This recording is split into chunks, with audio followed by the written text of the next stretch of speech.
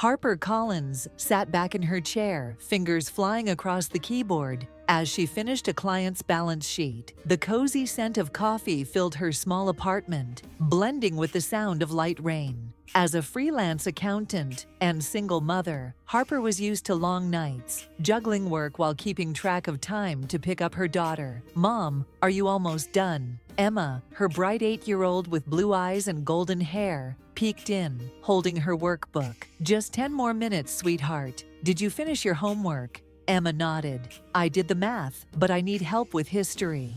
Harper smiled, proud of her daughter's effort. Since her husband Daniel left 5 years ago, she had raised Emma alone, balancing motherhood and finances with quiet strength. Suddenly, her phone rang. It was her mother, Eleanor. "Harper, we need to talk about dinner tomorrow. Charlotte is introducing her fiancé. You'll come, right?" Harper sighed. Charlotte, the favorite, always elegant, always praised, was marrying Alexander Sinclair, a wealthy lawyer. "I'll come. I'll bring Emma." A pause. Then Eleanor's cold reply, "Fine. But make sure she behaves. Don't embarrass the family." Harper clenched her coffee mug. Emma was never the problem. The real problem was a family that never truly accepted them.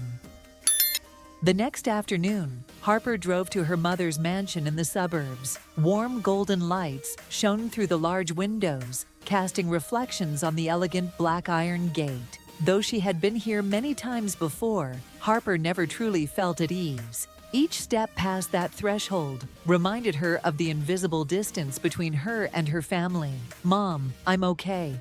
Emma spoke from the back seat, her bright eyes sparkling, despite the hint of hesitation in her voice. Harper took a deep breath and turned to smile at her daughter. "You always behave well, Emma. Don't worry." They stepped into the grand foyer, where the scent of expensive perfume mingled with the sound of laughter. From the living room, Charlotte's cheerful voice rang out, mixing with the clinking of crystal wine glasses. "Harper, you finally made it." Charlotte stood in the center of the lavish room, her golden hair softly curled, dressed in a figure-hugging red silk gown. In her hand was a glass of wine, and beside her stood a tall man in a sharp black suit, Alexander Sinclair, the fiancé the whole family was proud of. Harper managed a polite nod before her mother appeared. Eleanor approached with a faint, cold smile, her eyes quickly scanning over Emma. "At least you're on time today," Eleanor remarked, then turned to Alexander with pride. "This is Harper, Charlotte's sister, and this is Emma, her daughter."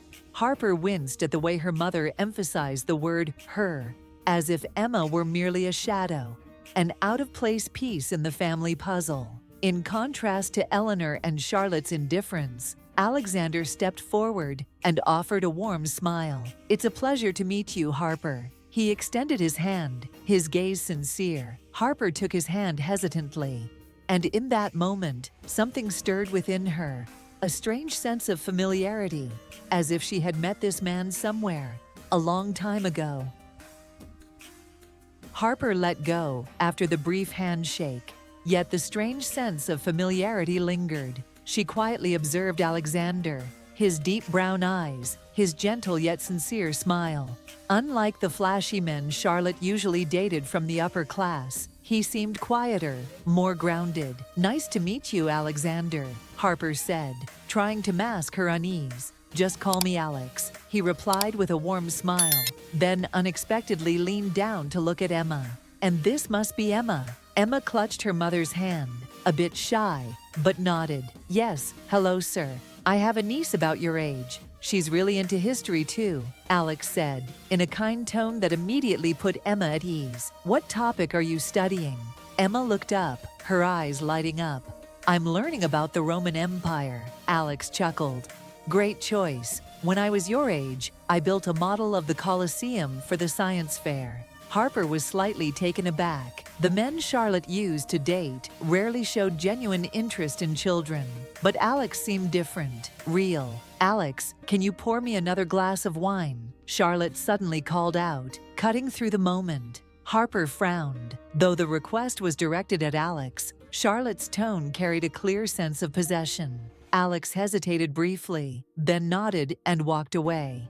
As soon as he was out of sight, Charlotte turned to Harper, her smile strained and forced. "What do you think you're doing?" she whispered, still wearing that practiced, pleasant expression. Harper crossed her arms, locking eyes with her sister. "What do you mean?" Charlotte smirked. "You know exactly what I mean. Don't get any ideas. Alex isn't like the other men you've known. He's mine." Harper furrowed her brows at the unnecessary warning. She had no intention of competing for anyone, but deep down, she couldn't shake the feeling. There was something about Alexander Sinclair she couldn't quite explain, something hauntingly familiar. After dinner, Harper volunteered to clean up in the kitchen, partly to avoid the loaded conversations between Charlotte and their mother. She wasn't surprised they hadn't mentioned her once during the meal. She was all too familiar with being pushed to the sidelines in this family. The kitchen door creaked open, and Harper turned to see Alexander standing there, holding an empty plate.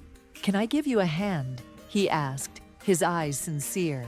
Harper shook her head and continued washing dishes. "No need, I'm used to it." Alexander placed the plate in the sink and stood beside her quietly for a moment. "Charlotte talks about you a lot, but now that I've met you in person, you're very different." Harper raised an eyebrow and gave a dry smile. "Different how?" He hesitated before answering. "You're grounded, strong. Not at all like what I was told." Harper dried her hands and turned to face him. "And what exactly did my sister say about me?" Alexander pressed his lips together, clearly choosing his words carefully. "That you're cold, boring, and only care about work. But I don't see that." Harper let out a soft laugh. Charlotte's always been good at shaping people's images to suit her own story. There was a brief silence, then Alexander said unexpectedly, "I feel like I've met you somewhere before." Harper's heart skipped a beat. "I feel the same way." A quiet pause stretched between them. The memories in Harper's mind stirred like scattered puzzle pieces, waiting to fall into place. There was something about Alexander, his voice, his eyes, even the way he treated Emma, that made her feel like they had shared some kind of connection in the past. Before she could ask more, Charlotte's voice called from the living room. "Alex, are you still in there?" Alexander sighed and gave Harper a small nod. "I guess I should get back, but I hope we'll get a chance to talk again." Harper watched him leave, her heart filled with questions she wasn't yet ready to answer. Harper had never expected much from her family, but even so, she couldn't have imagined what would unfold on the night of Charlotte's wedding reception. The lavish banquet hall sparkled under crystal chandeliers, laughter and clinking glasses echoing through the space as guests toasted the bride and groom. Charlotte stood at the center, radiant in her expensive wedding gown, with Alexander by her side, the man Harper still couldn't shake the strange feeling of familiarity toward. Harper sat quietly with Emma at a corner table, watching as the event unfolded exactly as Charlotte had likely scripted. That was until Charlotte took the microphone, her lips curling into a smile filled with hidden meaning. "Before we begin the dancing," she announced sweetly, "I'd like to thank my family, especially my dear sister, Harper." Charlotte turned toward Harper, her eyes gleaming with mischief. A chill ran down Harper's spine. She was all too familiar with her sister's backhanded remarks, and this was clearly no different. "My strong, resilient sister Harper.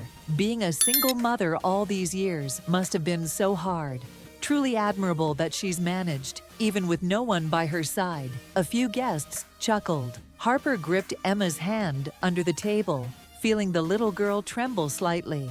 "My dear sister," Charlotte continued, her voice sweet but sharp, "maybe we should find someone for you to rely on. I mean, a woman like you, living alone for so long. How lonely that must be. You might even be considered secondhand goods by now." My mother chimed in moments later, her voice smooth and cruel. "She's a single mom, yes, but still has her uses, secondhand, but not broken, right?" Louder laughter erupted from some tables, though others shifted uncomfortably in their seats. Harper rose, ready to leave with Emma, but before she could take a step, A firm, angry voice cut through the room.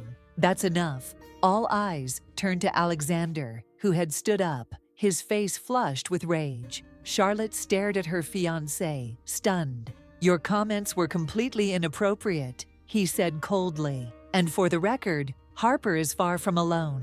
She's stronger and more self-sufficient than anyone else in this room." The atmosphere turned tense. Charlotte opened her mouth to argue, but Alexander didn't give her the chance. "And there's something else everyone here should know." He took a deep breath, his eyes flicking toward Harper, as if to reassure her, before revealing what would silence the entire room. "Harper and we've met before. And once, she was the most important person in my life." The banquet hall fell into a deadly silence. Charlotte stood frozen, her lips parted, but no words coming out. Eleanor glared at Alexander, while Harper stood still, as if the entire world had come to a halt. "What did you just say?" Charlotte finally gasped, her voice shaky with disbelief. Alexander took a deep breath, his eyes unwavering, as they locked on to Harper's. "Harper and I met years ago, though she may not remember me." Suddenly, the scattered pieces of Harper's memory began aligning like a completed puzzle. She stared at Alexander, his features growing more and more familiar. And then the truth hit her. She had met him at the hospital 10 years ago. Back then, Harper was a volunteer in the oncology ward at a local hospital, where she dedicated her time to comforting patients with terminal illnesses. One of the patients she grew closest to was a young woman named Isabel Sinclair, Alexander's sister. Isabel had been a fighter, full of optimism, even as her body weakened from late-stage cancer. But more than that, Harper remembered Isabel's younger brother, a heartbroken young man struggling to watch his sister fade away. Harper had stayed by their side, offering comfort, listening, and helping Alexander cope with the impending loss. "You're Isabel's brother," Harper whispered, her voice trembling. Alexander nodded, his eyes glistening. "Yes, and Harper, you have no idea what your presence meant to me back then. When my sister passed, you were the reason I stayed standing."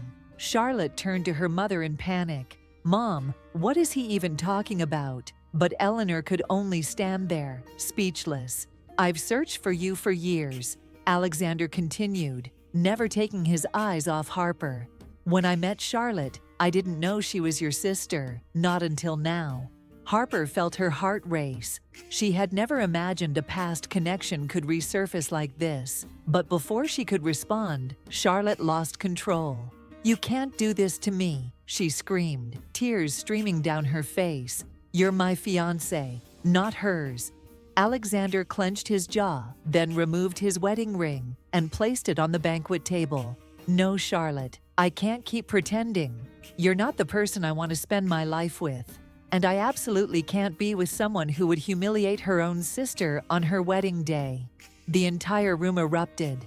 Eleanor rushed toward Charlotte, trying desperately to salvage the situation, but it was far too late. Guests whispered, some awkwardly looking away, others signaling servers for more wine, as if watching a dramatic play unfold before their eyes. Harper stood frozen, overwhelmed by how quickly everything had unraveled.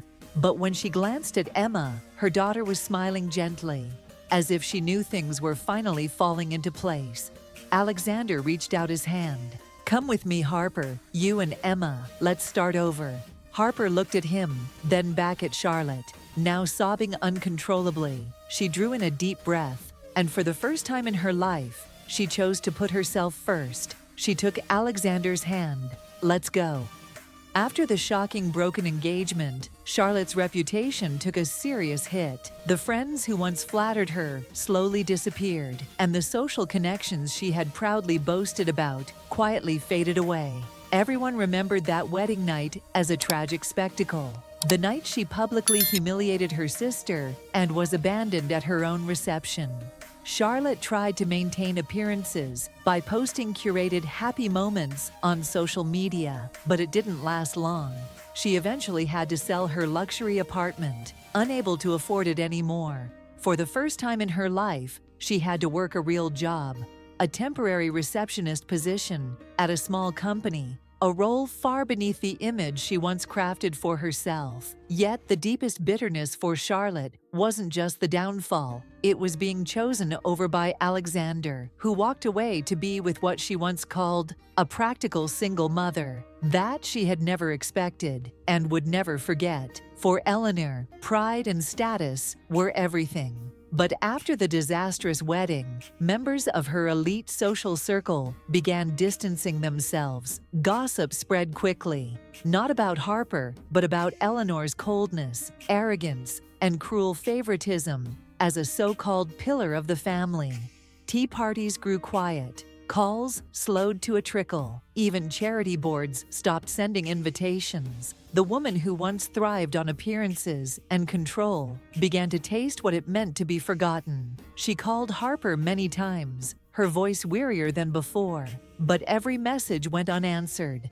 Harper had chosen silent forgiveness, but never again would she let that woman hurt her.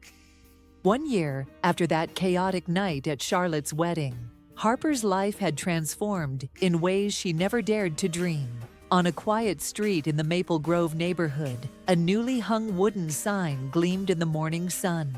Collins and Sinclair Accounting Services. Harper had just finished mounting the sign when the office door swung open, and Emma, now 9, taller and more confident than the year before, came running out, her backpack bouncing behind her. "Mom, I got picked as team leader for our science project," she beamed, her bright blue eyes sparkling like stars. "That's amazing, Emma," Harper smiled, bending down to tie her daughter's shoelace. From the house next door, Alexander stepped out in a sharp suit, holding 2 cups of coffee. "Are my 2 favorite girls ready? Today's Isabel's memorial." Harper took the coffee, her eyes softening as she looked at the man who had changed her life. They hadn't rushed into marriage. Instead, they lived together, raised Emma as a team, and built their small business, healing old wounds with trust and quiet love. They drove to a small cemetery in the city park where Isabel was laid to rest. Emma gently placed a bouquet of white daisies on the grave. Alexander pulled out a worn drawing from his coat pocket, the picture Emma had given Isabel when she was just 5. "She's still watching over us," Harper whispered. Alexander squeezed her hand. "Maybe she's the one who brought you to me." That night, in their cozy home, glowing with soft golden light, the 3 of them sat by the fireplace, decorating their first Christmas tree together. Emma carefully hung a tiny ornament, a glittering emerald gem. Alexander turned to Harper and pulled a small box from his pocket. Inside was Isabel's old ring, lovingly preserved. "I once promised my sister that if I ever met someone truly special, I'd give them this ring. Harper, will you marry me?" Harper didn't answer right away. Tears streamed down her cheeks, tears of joy. Emma wrapped her arms around her mother. "I say yes too," the little girl shouted. Harper laughed, then nodded through her tears, held tight by the 2 people she loved most. Because family isn't just about blood, it's about being loved, respected, and never needing to apologize for who you are. And Harper had finally found it, a true home, a future she deserved, and a love built not on expectations, but on kindness and sincerity. Harper's story reminds us that family doesn't always equal love, and sometimes the bravest and healthiest thing you can do is walk away from toxic relationships, even when they come under the label of blood ties. Harper was once dismissed, undervalued, and excluded, but she never responded with bitterness. Instead, she chose kindness, integrity, and the quiet strength of standing up for her own worth. You don't need to fight for a place in the hearts of those who don't value you. Redirect that energy into building a life worthy of the people who truly do. And most importantly, never underestimate the impact of your kindness. Like Harper, a small act of compassion years ago left a lasting mark on Alexander's heart. In life, kindness and authenticity will guide you to the right people and the right path, often in ways you never expected. And true love, even if it arrives later, will always recognize your worth. no matter how loud or fake the world around you becomes. If you enjoy deep, emotional, and meaningful stories like this, don't forget to like, subscribe, and turn on notifications so you never miss a new update. Your support is the motivation that drives us to keep bringing you powerful stories. Once again, thank you for being here, and see you in the next story.